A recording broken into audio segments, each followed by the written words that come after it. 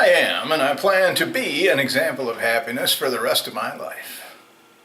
They're going to see my 98-year-old self and say, that old boy is happy. He's making the most of every moment he has left. He's not sitting there cursing himself for some wrong turns in life. He's enjoying now. He's obviously so old he's forgotten he wasn't Bill Gates or Warren Buffett. He was a good guy and all, but he never had the lead in the rat race. It's illogical to judge yourself for your past by any standard because it roadblocks your happiness. So we'll let it go now for a smile, for the smart choice that says if happiness can come to me now, I'll do what I must to have it come to me. Because the time for postponing it, in the hope that postponing it will make me perform better so I can run that rat race better, is not now.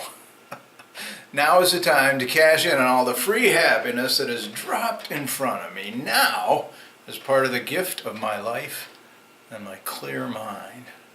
Free happiness that is dropped in front of me. Just forget the past. So easy as we get older, just forget the past, forget it, let go of control. Let it be. Trust.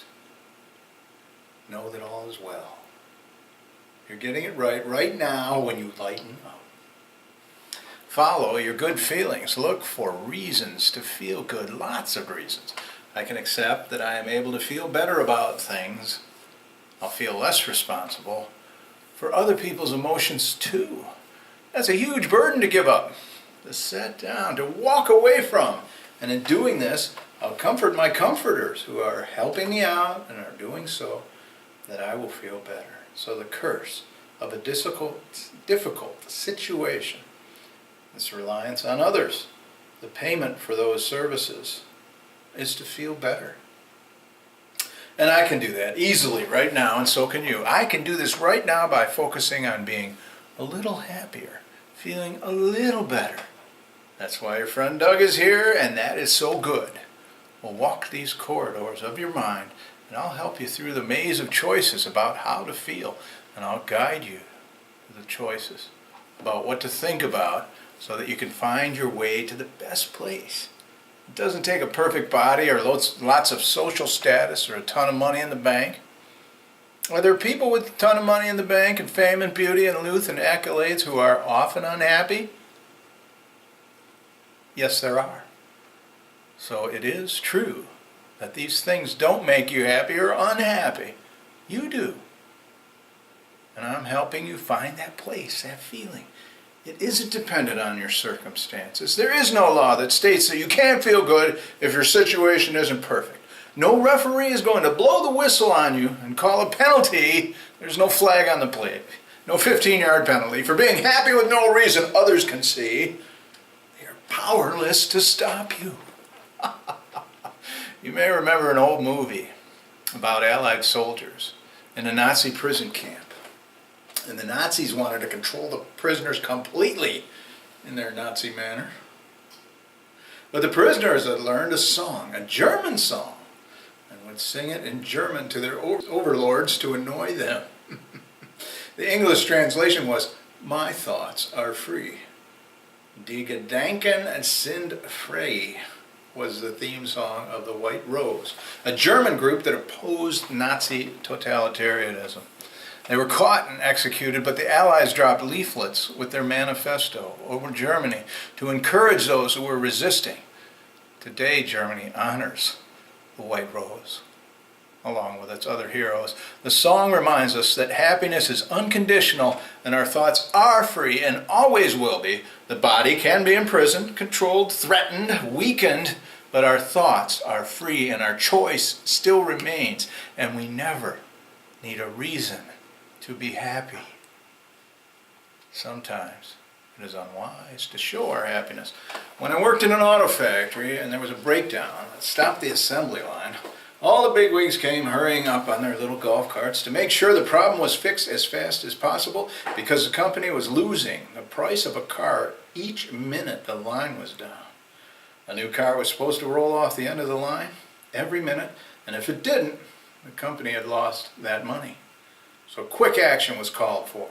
And it was not the time to be smiling or laughing or showing what could be interpreted as a lack of concern when the big shots rolled up. People could get fired for that. So when that happened, I put on a look of concern. But my thoughts were free. My focus was on showing a poker face and looking for an opportunity to be helpful. The situation was that a tunnel oven malfunctioned and we didn't know it.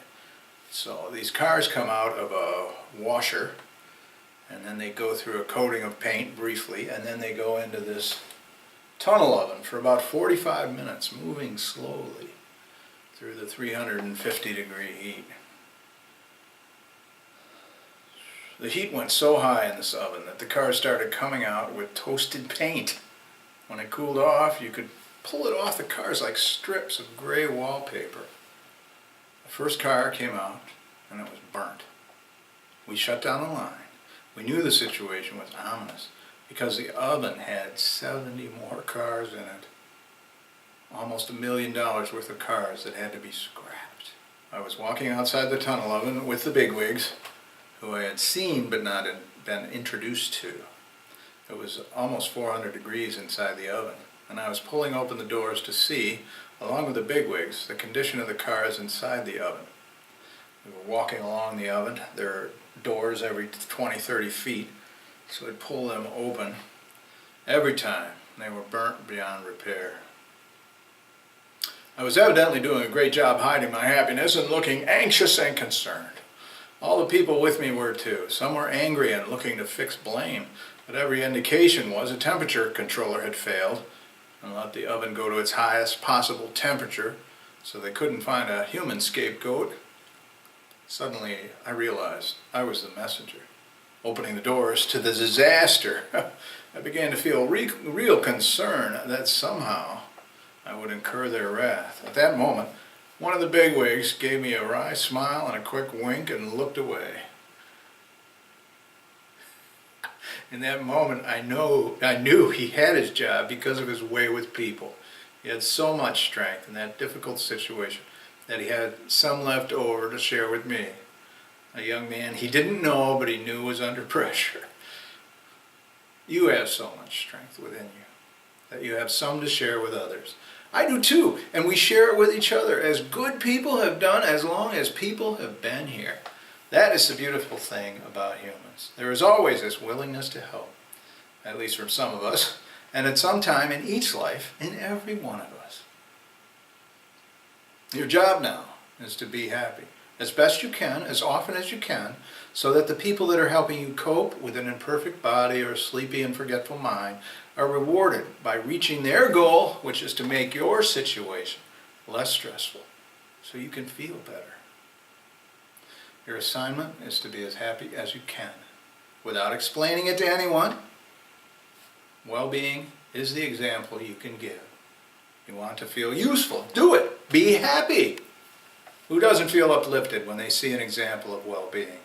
It might seem like you've run your race, and now you aren't feeling very useful, but you still have one more gift to give. You have an important gift to give the world. All those you see can benefit from your quiet happiness, steady and sure.